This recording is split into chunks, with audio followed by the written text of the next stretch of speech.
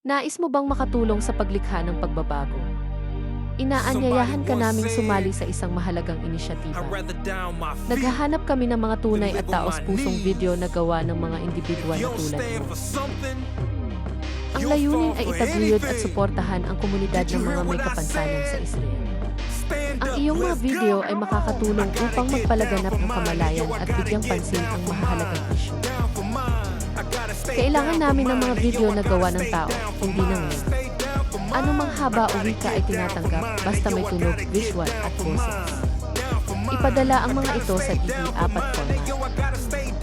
Siguraduhin isama ang wika sa pangalan ng file. Halimbawa, Filipino suporta para sa may kapansanan, DD4.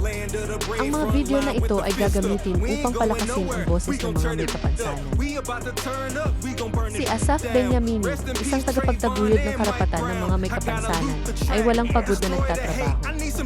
Binibigyang pansin niya ang mga issue tulad ng kalagayan ng mga rehabilitation instructor at ang hamon sa ekonomiya ng mga may kapansanan.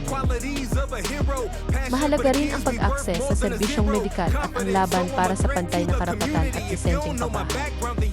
Ang iyong video ay makakatulong na bigyang liwanag ang mga kritikal na paksa. Gumawa ng video na may mensahe ng suporta o tumuon sa alinman sa mga nabanggit na issue.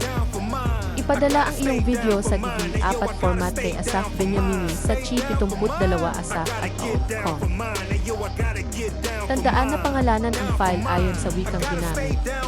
Sa pamamagitan ng pagbabahagi ng iyong boses, makakatulong ka sa pagtulak ng mahahalagang pagbabago.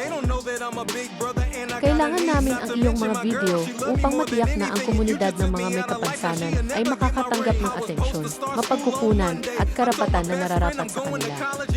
Para sa karagdagang detalye, makipag-ugnayan kay Asaf Benyamini. Salamat sa iyong suporta. Lumikha tayo ng mas maliwanag na kinabukasan para sa lahat.